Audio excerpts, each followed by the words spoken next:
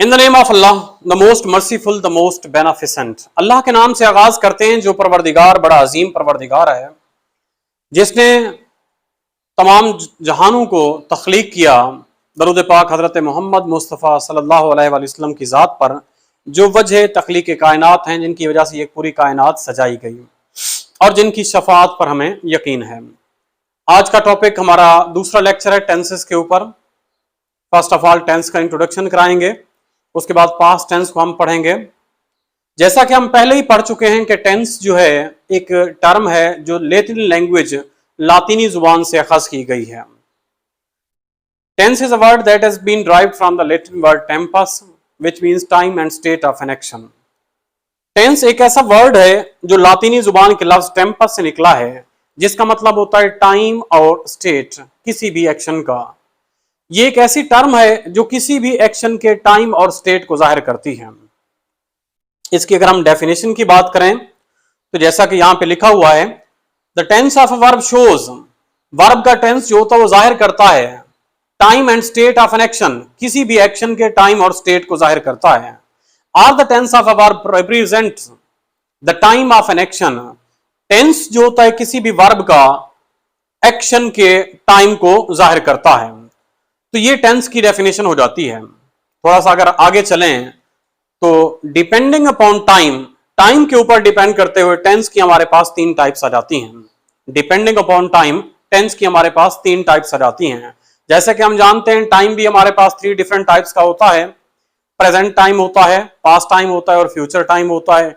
इसी तरह से टेंस भी हमारे पास थ्री डिफरेंट टाइप्स का जाता है, प्रेजेंट टेंस, पास्ट टेंस और future tense. If we depend upon the state of an action, अगर हम स्टेट ऑफ एन एक्शन पे गौर करें तो स्टेट ऑफ एक्शन हमारे पास चार मुख्तलिफ स्टेट्स हो जाती हैं। डिपेंडिंग अपॉन द स्टेट और aspect of an action, each tense is further divided into four categories. हर टेंस जो है फर्दर चार मुख्तलिफ कैटेगरीज के अंदर डिवाइड किया गया है। Number one indefinite, number two continuous, number तीन परफेक्ट और नंबर चार परफेक्ट कंटिन्यूअस। इंडेफिनिट क्या है? जैसा कि नाम से जाहिर है इसको हम मुतलक कहते हैं। जैसा कि मैंने पहले लेक्चर के अंदर बताया था कि इंडेफिनिट या मुतलक क्या होता है, वो टेंस होता है जिसके टाइम का कंफर्म नहीं होता। फॉर एग्जांपल प्रेजेंट इंडेफिनिट वो काम करता है, पास्ट इंडेफिनिट वो काम करता था, फ्यूचर इंडेफिनिट वो काम करेगा। We don't know the exact time of this action, हम इस एक्शन के टाइम के बारे में कोई आगाही नहीं रखते, इसी वजह से हम इसको इंडेफिनिट कहते हैं।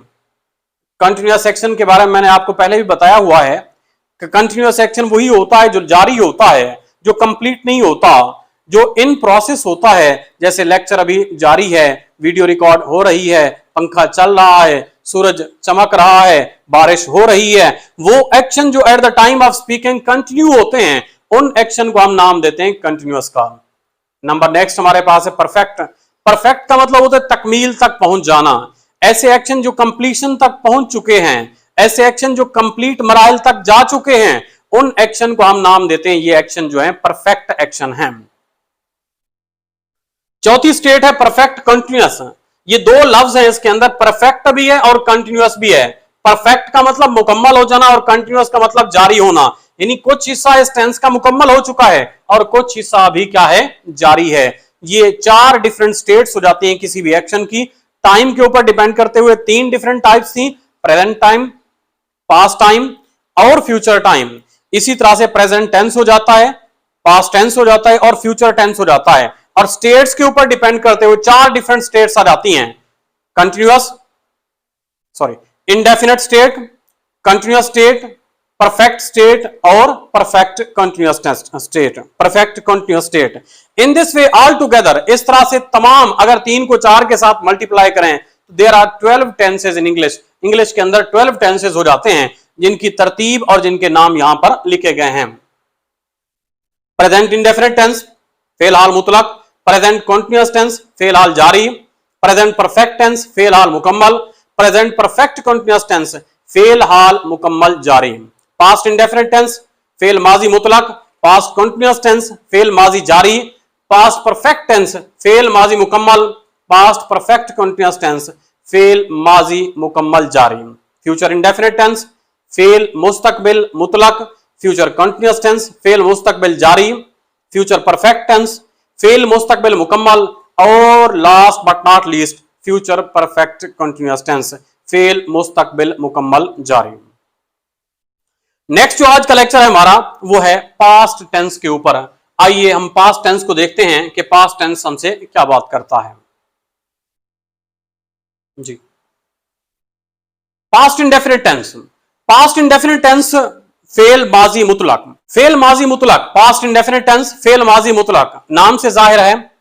उर्दू के अंदर अगर हम इसकी बात करें तो उर्दू जुमले के आखिर में ता था, ती थी, ते थे वगैरह आती हैं। माजी में कोई काम हुआ उसको हम जाहिर करते हैं पास्ट इंडेफिनिट टेंस के अंदर।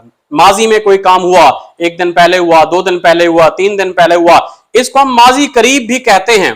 ये एक ऐसा टेंस है जो गुजरे हुए जमाने में आदत को जाहिर करता है, यानी वो काम करता था, हम स्कूल जाते थे, वो क्रिकेट खेलता था वगैरह वगैरह। इंट्रोडक्शन इसका, it is used to show a habitual action और अ यूजुअल एक्शन और a single act that took place in the past. Habitual action को जाहिर करता है, रोजाना मामूल के एक्शन को जो माजी के अंदर होता था, यूजुअल एक्शन को जाहिर करता है जो माजी के अंदर होता था, या ऐसे एक्शन को जाहिर करता है जो माजी में वकू पजीर हुआ। इसको हम नाम देते हैं पास्ट इंडेफिनिट टेंस। इसकी अगर हम बनावट की बात करें, इसके स्ट्रक्चर की बात करें, तो जिस तरह पहले मैंने आपको एक्सप्लेन किया हुआ है कि हर जुमले के अंदर 3 इंपॉर्टेंट एलिमेंट होते हैं। सबसे पहले सब्जेक्ट आता है, फिर उसके बाद वर्ब आता है, और उसके बाद आखिर पे ऑब्जेक्ट आता है। तो इस केस के अंदर भी बनावट के अंदर यही असूल लागू है कि सबसे पहले सब्जेक्ट आएगा, फिर वर्ब की दूसरी फॉर्म आएगी, वर्ब की सेकंड फॉर्म आती है, और लास्ट पे ऑब्जेक्ट आ जाता है सादा जुमलों के अंदर, सिंपल सेंटेंसेस के अंदर। अगर नफी जुमलों को देखें तो सबसे पहले सब्जेक्ट आ जाता है, फिर हेल्पिंग वर्ब डिड आती है। इसमें मैंने पहले भी आपको बताया था कि क्या खूबसूरती है सवालिया जुमलों की और नफी जुमलों की। जब भी जुमले को सवालिया या नफी बनाते हैं, हम हेल्पिंग वर्ब को उठा के जुमले के अंदर इन कर देते हैं। हेल्पिंग वर्ब के बाद अगर जुमले के दरमियान में लिखा हेल्पिंग वर्ब को और उसके बाद नॉट लगा दिया वर्ब से पहले, तो वो जुमला जो है वो नफी बन जाता है। अगर उसी हेल्पिंग वर्ब को हमने पिक किया और जुमले के स्टार्ट के अंदर लिख दिया, तो वो जुमला हमारे पास सवालिया बन जाता है। लेकिन इस केस के अंदर थोड़ा सा हमने एक और ख्याल भी रखना है कि इसमें वर्ब की फॉर्म फिर चेंज हो जाती है, क्योंकि मैंने सिंपल सेंटेंस के अंदर आपको बताया है कि वर्ब की सेकंड फॉर्म इस्तेमाल हो रही है। लेकिन जब भी सवालिया जुमले के अंदर हम डिड इस्तेमाल करेंगे या नफी जुमले के अंदर हम डिड का इस्तेमाल करेंगे, यानी हेल्पिंग वर्ब का इस्तेमाल करेंगे, तो यहां पर वर्ब की सेकंड फॉर्म की जगह वर्ब की फर्स्ट फॉर्म आ जाएगी। तो सवालिया जुमले में हम देखते हैं डिड स्टार्ट में लिखेंगे, फिर सब्जेक्ट आ जाएगा, वर्ब की पहली फॉर्म, और आखिर पे ऑब्जेक्ट के साथ सवालिया निशान आ जाएगा। और सवालिया और नफी जुमले हेल्पिंग वर्ब स्टार्ट में आ जाएगी, सब्जेक्ट, नॉट और वर्ब की पहली फॉर्म, और आखिर पे ऑब्जेक्ट और इंट्रोगेशन मार्क आ जाएगा। ये सारे के सारे जुमले, मैं मिसाल देता हूं इनकी एक, कि वो स्कूल जाता था या वो क्रिकेट खेला, ही प्लेड क्रिकेट। सादा जुमला है, मुस्बत जुमला, he played cricket. He subject है, प्लेड वर्ब है, वर्ब की सेकंड फॉर्म है, क्रिकेट जो है वो क्या है, ऑब्जेक्ट हो जाएगा। यहां पर ही प्लेड क्रिकेट वो सादा जुमला हो जाएगा, ही प्लेड क्रिकेट, वो क्रिकेट खेला। वो क्रिकेट नहीं खेला नफी जुमला हो जाएगा इसका। नफी जुमले के अंदर नेगेटिव आ गया, नेगेटिव एलिमेंट आ गया, इसमें हम हेल्पिंग वर्ब का इस्तेमाल करेंगे डिड का। लेकिन याद रखिए कंडीशन वही है कि जब भी हम डिड इस्तेमाल करते हैं तो वर्ब की पहली फॉर्म इस्तेमाल करेंगे। वो क्रिकेट नहीं खेला, he did not play cricket, he did not play cricket. क्या वो क्रिकेट खेला, did he play cricket, did he play cricket. क्या वो क्रिकेट नहीं खेला, did he not play cricket, क्या वो क्रिकेट नहीं खेला, did he not play cricket. आइए नेक्स्ट चलते हैं, इसमें क्या कहता है जी। इसकी एग्जांपल है, आई वेंट टू स्कूल, मैं स्कूल गया, सादा जुमला है, आई सब्जेक्ट है, वेंट वर्ब की सेकंड फॉर्म है, टू प्रेपोजिशन ऑफ डायरेक्शन है, स्कूल नेम ऑफ प्लेस है, एडवर्ब ऑफ प्लेस का काम कर रही है। यहां पर name of place adverb of place का काम कर रही है। I went to school, I subject, went second form of verb, to preposition of direction, और स्कूल जो है एडवर्ब ऑफ प्लेस है। आई वेंट टू स्कूल ये ऑब्जेक्ट का काम कर रहा है, मैं स्कूल गया। सादा जुमला है, I did not go to school, नफी जुमले में कन्वर्ट हो गया, हेल्पिंग वर्ब डिड आ गई, लेकिन आगे वेंट को उन्होंने गो में तब्दील कर दिया। I did not go to school, I did not, I यहां पर सब्जेक्ट है, ये फर्स्ट पर्सन प्रोनाउन है, डिड जो है हेल्पिंग वर्ब है, not sign of interrogation, sign of negation को जाहिर करता है। ये एडवर्ब ऑफ निगेशन है यहां पर। आई डिड नॉट, गो जो है वर्ब है, वर्ब की पहली form, to preposition of direction है, और स्कूल जो है एडवर्ब ऑफ प्लेस है जो कि ऑब्जेक्ट का काम कर रहा है। Did I go to school, क्या मैं स्कूल गया? Did I go to school, क्या मैं स्कूल गया? साइन ऑफ इंट्रोगेशन आया हुआ है, सवालिया जुमला है, हेल्पिंग वर्ब से स्टार्ट हो रहा है। जरा तवज्जो के साथ जरा सुनिए, हेल्पिंग वर्ब से स्टार्ट होने वाला जुमला है। डिड हेल्पिंग वर्ब है, आई जो है सब्जेक्ट का काम कर रहा है यहां पर, गो जो है ये वर्ब की पहली फॉर्म है, और टू प्रेपोजिशन ऑफ डायरेक्शन है, ये डायरेक्शन को जाहिर कर रहा है, और स्कूल जो है एडवर्ब ऑफ प्लेस है यानी ऑब्जेक्ट का काम कर रहा है। Did I go to school, क्या मैं स्कूल गया? Did I not go to school, यहां पर निगेशन का इजाफा कर दिया है, नेगेटिव एलिमेंट को इनहांस कर दिया है, बढ़ा के रख दिया यहां पर, ये सवालिया और नफी जुमला बन जाता है। Did I not go to school. Next हमारे पास है he read good books, he read good books. अब रीड, रेड, रेड, इसके अंदर स्पेलिंग एक ही है, और जो बच्चे बहुत सारी गलती कर देते हैं, इसको रीड पढ़ना स्टार्ट कर देते हैं। रीड नहीं होता, वर्ब की सेकंड फॉर्म हमेशा रेड होती है। Read, read, read, read, read, रेड। ही रेड गुड बुक्स, वो अच्छी किताबें पढ़ता था। ही वर्ब की यानी सब्जेक्ट है यहां पर, रेड वर्ब की सेकंड फॉर्म, गुड ये एडजेक्टिव है, और बुक्स जो है यहां पर ऑब्जेक्ट के तौर पे इस्तेमाल हो रहा है, ये नाउन है। He read good books, वो अच्छी किताबें पढ़ता था। He did not read good books, वो अच्छी किताबें नहीं पढ़ता था। अब जुमले को सवालिया में, नफी में तब्दील कर दिया, नेगेटिव एलिमेंट इसके अंदर आ चुका है। डिड के बाद, हेल्पिंग वर्ब के बाद हमने नॉट का इजाफा कर दिया यहां पर। He did not read good books, he जो है यहां सब्जेक्ट है, डिड जो है यहां पे हेल्पिंग वर्ब का काम कर रही है, नॉट एडवर्ब ऑफ निगेशन का काम कर रही है, और रीड जो है वर्ब है, वर्ब को निगेट कर रहा है यहां पर। इसको जरा समझिए कि नॉट जो होता है जब भी किसी जुमले के अंदर आता है वो नफी होता है, और नफी का मतलब पता है क्या होता है? नफी का मतलब होता है एक्शन को मिन्हा कर देना, एक्शन को क्रॉस कर देना, एक्शन को खत्म कर देना। यहां पर he did not read good books, उसके अच्छी किताबें पढ़ने के एक्शन को नॉट जो है यहां पर वो खत्म कर रहा है, निगेट कर रहा है। He did not read good books, वो अच्छी किताबें नहीं पढ़ता। वो किताबें तो पढ़ता है लेकिन अच्छी किताबें नहीं पढ़ता।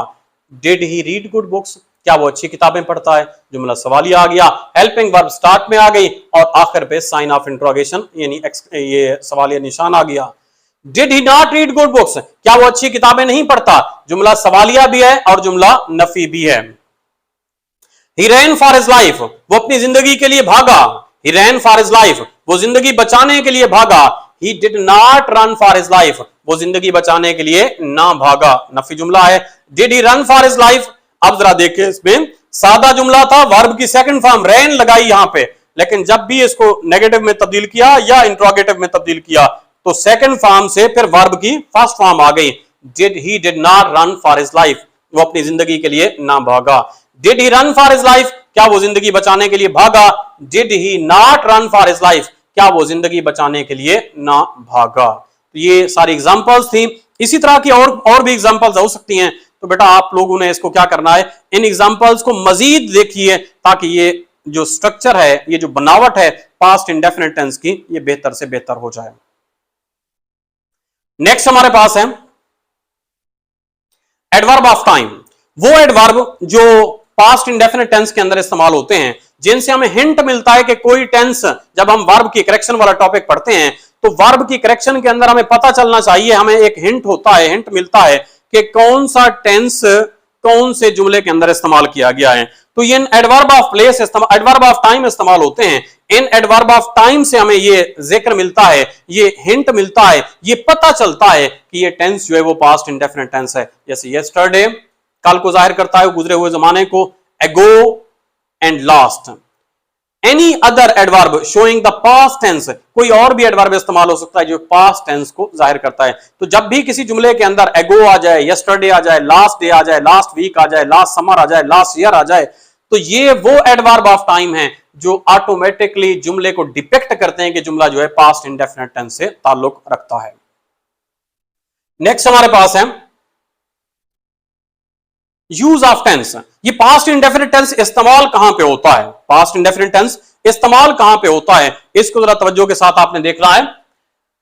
Incident that took place in past, ऐसा इंसिडेंट, ऐसा वकुआ जो पास्ट में हुआ, ऐसा काम, ऐसा एक्शन जो पास्ट में परफॉर्म हुआ, हम लाहौर गए, उसको हादसा पेश आया, he met an accident, we went to Lahore, ये इंसिडेंट हुआ, तूफान आ गया, ये वो वाकयात हैं जो पास्ट में रूनुमा हुए थे। तो किसी भी पास्ट के एक्शन को जाहिर करने के लिए हम पास्ट इंडेफिनिट टेंस इस्तेमाल करते हैं। नंबर 2, पास्ट में हैबिट को जाहिर करना, तो फिर भी हम पास्ट इंडेफिनिट टेंस इस्तेमाल करते हैं।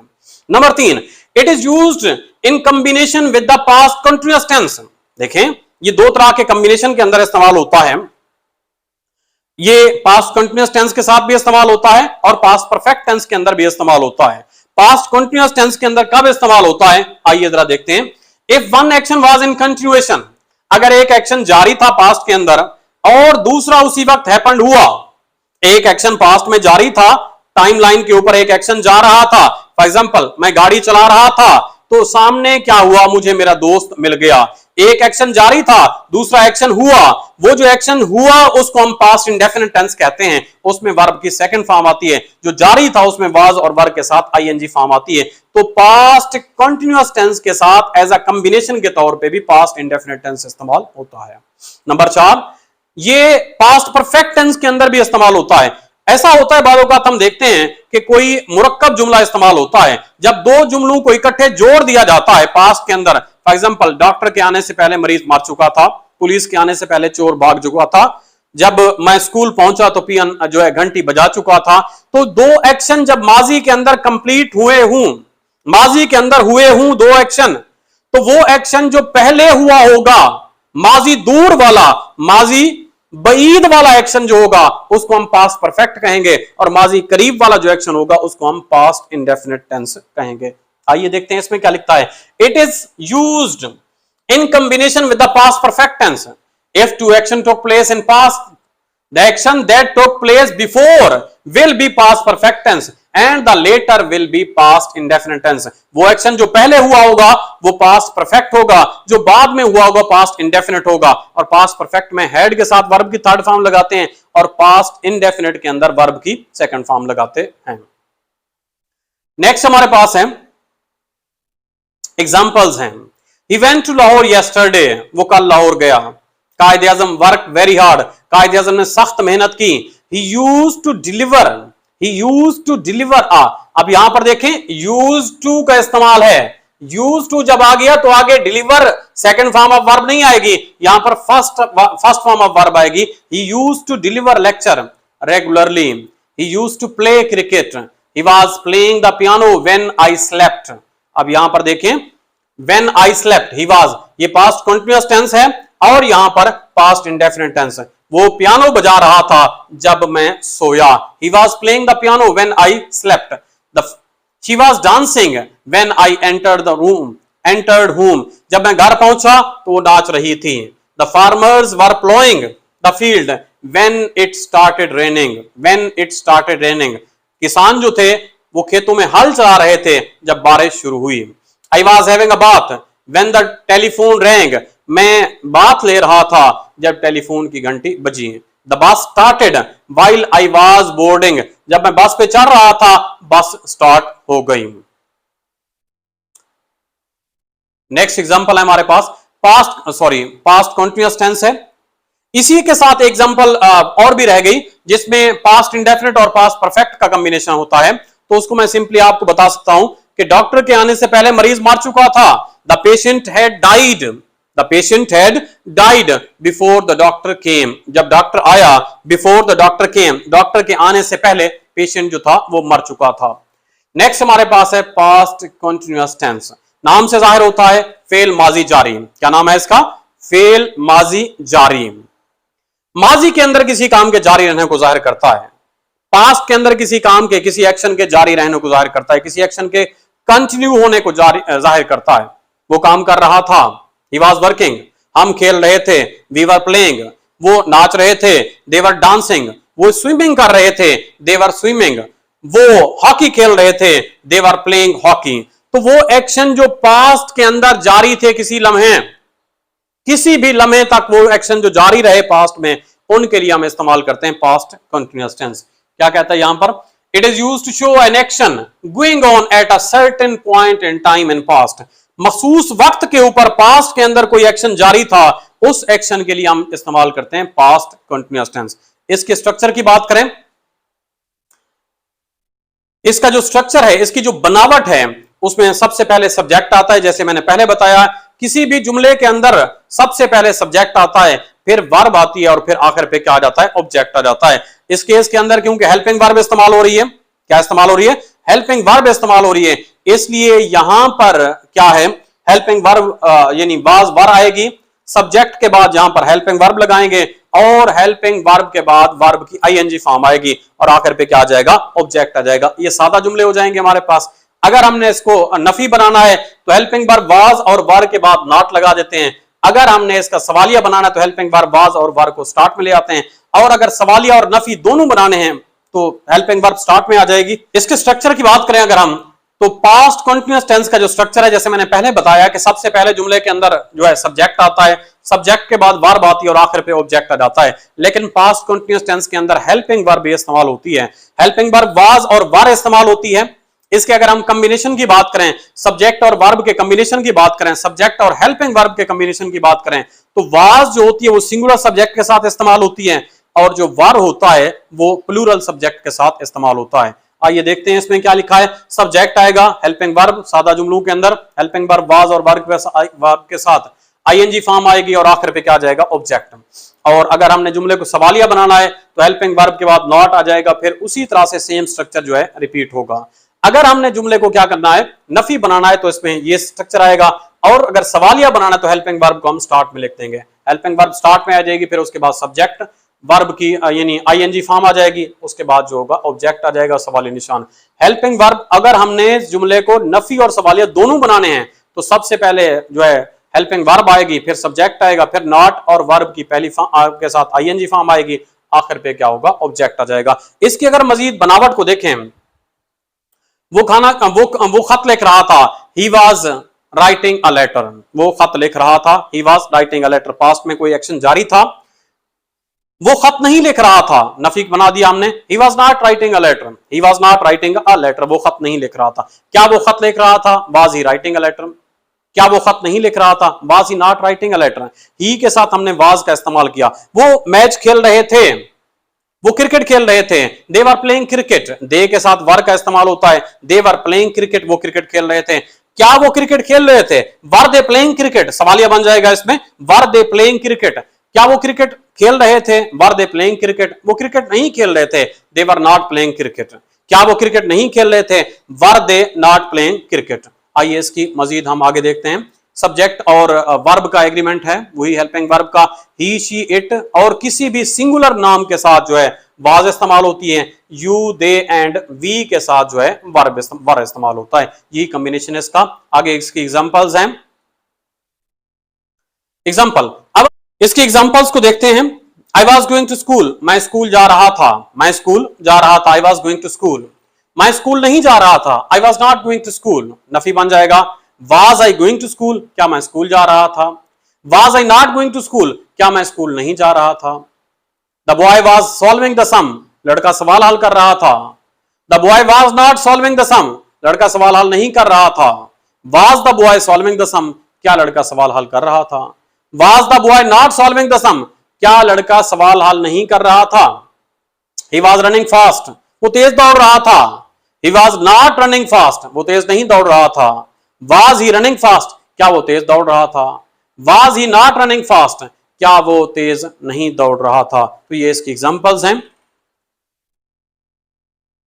नेक्स्ट हमारे पास है यूज ऑफ टेंस। ये कहां पर इस्तेमाल होता है, जो पास्ट कंटिन्यूअस टेंस है, ये इस्तेमाल कहां पे होता है, आइए इसको देखते हैं जी। पास्ट कंटिन्यूअस टेंस का जो इस्तेमाल है वो कहां पे होता है, action that remained continue at certain time in past, ऐसा एक्शन जो माजी के अंदर किसी लम्हे जारी रहा, ऐसा एक्शन जो माजी के अंदर किसी लम्हे जारी रहा, उस एक्शन के लिए हम पास्ट कंटिन्यूअस टेंस इस्तेमाल करते हैं। इट वाज रेनिंग आउटसाइड, बारिश हो रही थी, बाहर बारिश हो रही थी।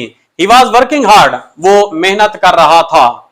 Action which was continuing and other happened during the same time, यानी पास्ट इंडेफिनिट टेंस के साथ कंबिनेशन के तौर पे इस्तेमाल हो रहा है। ऐसा एक्शन जो माजी में जारी था और उसी वक्त दूसरा एक्शन हुआ, उस वक्त भी पास्ट कंटिन्यूअस टेंस इस्तेमाल करते हैं। I was having bath, when the telephone wrong, मैं बात ले रहा था जब टेलीफोन की घंटी बजी। The bus started while I was boarding it, बस चल पड़ी जब मैं इसमें क्या हो रहा, सवार हो रहा था। I went there to see what Ali was doing, मैं वहां पर गया देखने के लिए अली क्या काम कर रहा था। She said that she was washing her hair, उसने कहा वो उसके बाल, अपने बाल जो है धो रही है। तो ये सारा उसका इस्तेमाल था। नेक्स्ट हमारे पास है past perfect tense, third last जो है, सेकंड लास्ट है पास्ट परफेक्ट टेंस, फेल माजी मुकम्मल। परफेक्ट को जाहिर करता है, ऐसा एक्शन जो कंप्लीट हो चुका था। माजी के अंदर किसी एक्शन की कंप्लीशन को जाहिर करता है। इसको उर्दू के अंदर हम कहते हैं फेल माजी बईद, फेल माजी बईद।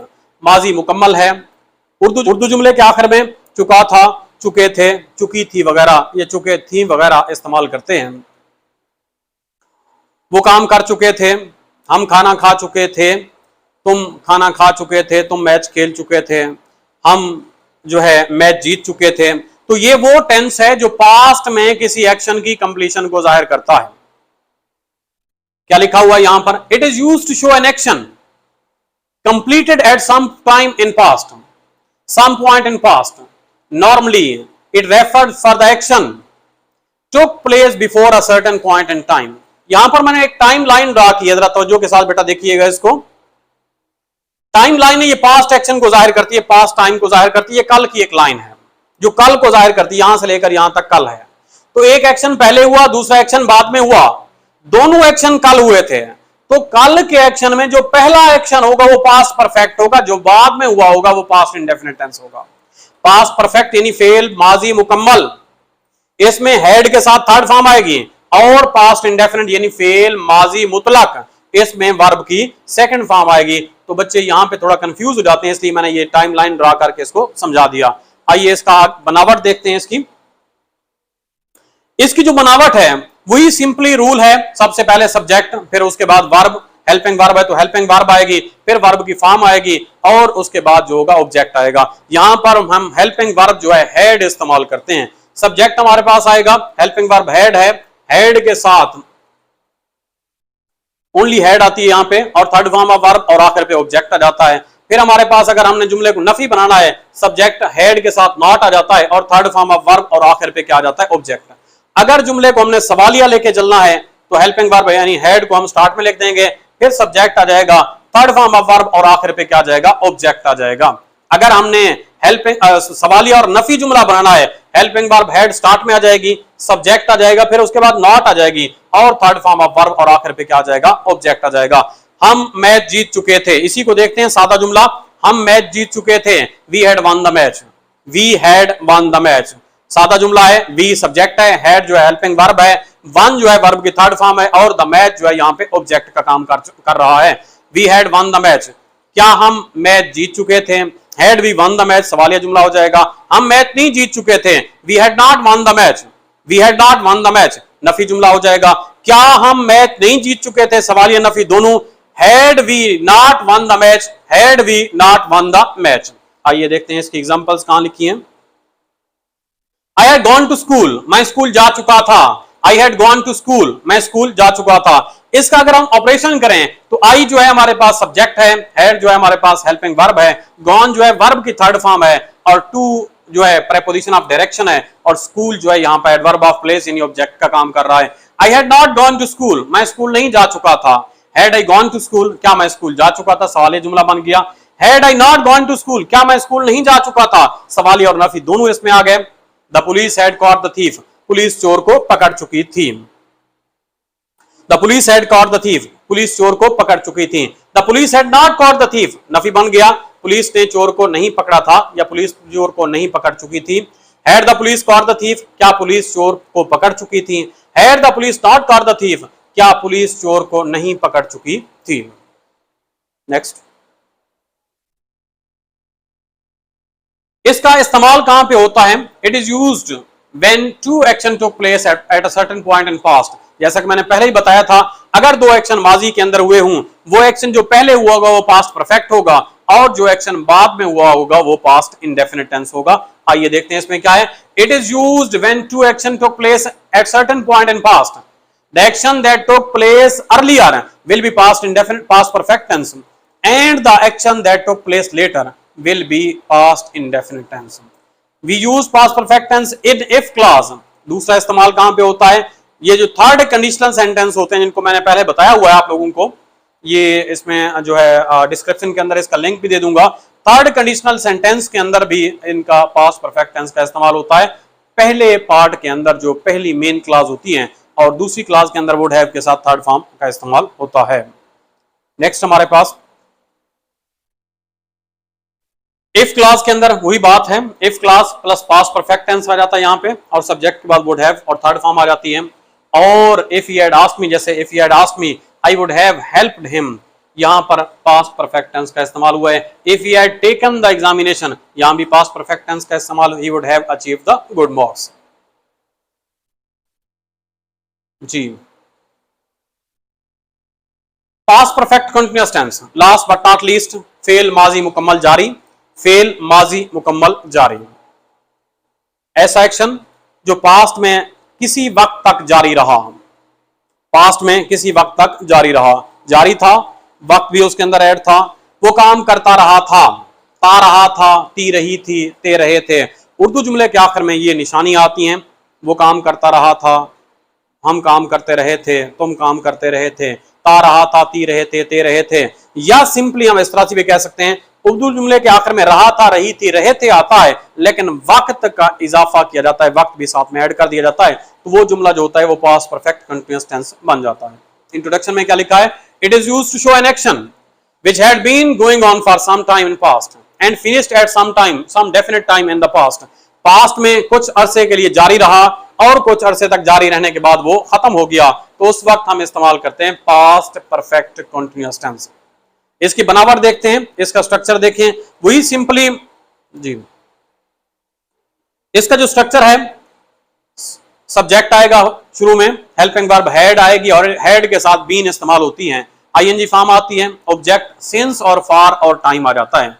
सिंस और फार का इस्तेमाल मैंने आपको पहले बताया हुआ है कि सिंस जो होता है वो काम के आगाज को जाहिर करता है और फार जो होता है आगाज से लेकर इख्तिताम तक कितना ड्यूरेशन तक काम चलता रहा, उस ड्यूरेशन को डिपेक्ट करने के लिए हम फार इस्तेमाल करते हैं। तो इसमें सिंस और फार का इस्तेमाल होता है, आखिर में टाइम आ जाता है। सादा जुमले होते हैं, सवालिया नफी जुमले बनाने हैं, सब्जेक्ट हेल्पिंग वर्ब हैड और not been ING form object और सिंस फार के साथ टाइम आ जाता है। अगर जुमले को हमने जो है सवालिया बनाना है, हेल्पिंग वर्ब हैड स्टार्ट में आ जाएगी, फिर सब्जेक्ट, फिर been ING form, object since for और टाइम आ जाएगा, आखिर पे जो है इंट्रोगेशन मार्क आ जाएगा। अगर हमने सवालिया और नफी बनाना है तो जुमले में सबसे पहले हेल्पिंग वर्ब, फिर सब्जेक्ट आ जाएगा, फिर नॉट बीन आ जाएगा और उसके बाद ING form, object since for और टाइम का जिक्र होगा। आइए इसकी एग्जांपल्स को देखते हैं। एग्जांपल्स में क्या लिखा है? I had been going to school for 4 years। मैं 4 साल तक स्कूल जाता रहा था। I had been going to school for 4 years। I subject है यहाँ पर, had जो है हेल्पिंग वर्ब और been भी हेल्पिंग वर्ब के तौर पे काम कर रही है यहाँ पर। been going to school, going जो है यहाँ पर ing फॉर्म है, to preposition ऑफ डायरेक्शन है, school ऑब्जेक्ट है, एडवर्ब ऑफ प्लेस है, for 4 years, for जो है यहाँ पर एडवर्ब ऑफ टाइम है और 4 years जो है वो वक्त का जिक्र किया गया है। 4 years साल को कहते हैं, 4 जो होगा ये एडजेक्टिव ऑफ नंबर हो जाएगा। I had not been going to school for 3 days। मैं 3 साल तक 3 दिन स्कूल नहीं जाता रहा था। I had not been going to school for 3 days। Had I been going to school since morning? क्या मैं सुबह से स्कूल जाता रहा था? Had I not been going to school for 5 days? क्या मैं 5 दिन से स्कूल नहीं जाता रहा था? They had been working since morning। वो सुबह से काम कर रहे थे। They had not been working since morning। वो सुबह से काम नहीं कर रहे थे। Had they been working since morning? क्या वो सुबह से काम कर रहे थे? Had they not been working since morning? क्या वो सुबह से काम नहीं कर रहे थे? जी नेक्स्ट, इसका इस्तेमाल कहां पे होता है? एक्शन जो पास्ट में स्टार्ट हुआ, कुछ अरसा जारी रहा और कुछ अरसे बाद जो था वो एंड हो गया एक्शन का, तो उसको हम इस्तेमाल करते हैं, यानी past perfect continuous. An action started before certain time in past and is in still continue, यानी जारी रहा था, जाता रहा था, अभी जारी नहीं है, अभी जारी होगा तो वो इसमें प्रेजेंट परफेक्ट कंटिन्यूअस टेंस के अंदर आ जाएगा। यहां पर थोड़ी सी टाइपिंग मिस्टेक है, तो अभी वो पास्ट में एक्शन जारी रहा और जारी रहने के बाद एंड हो गया, उसको हम कहेंगे ये पास्ट परफेक्ट कंटीन्यूअस टेंस है। आई होप सो ये पास्ट का लेक्चर, पास्ट इंडेफिनिट टेंस का और टेंस का लेक्चर जो है आपको समझ में आ चुका होगा। दोस्तों के साथ शेयर कीजिए, ये इल्म है, इसको फैलाइए, ये फैलने से बढ़ता है। दोस्तों के साथ शेयर कीजिए, दोस्तों को समझाइए, छोटे बहन भाइयों को ये लेक्चर दिखाइए, उनको फायदा हो, वो भी तरक्की करें। इंग्लिश को समझिए, English as a communication language है। इंग्लिश को टूल समझ के इस्तेमाल कीजिए, इंग्लिश को हथियार समझ के इस्तेमाल कीजिए और ग्रामर की बेस के साथ इस्तेमाल कीजिए। आपकी स्पोकन भी बेहतर हो जाएगी, आपकी डेली रूटीन भी बेहतर हो जाएगी। लाइक कीजिए, शेयर कीजिए और सब्सक्राइब कीजिए। इसी तरह की इंफॉर्मेटिव वीडियोस आपको मिलती रहेंगी। पाकिस्तान जिंदाबाद। अस्सलाम वालेकुम।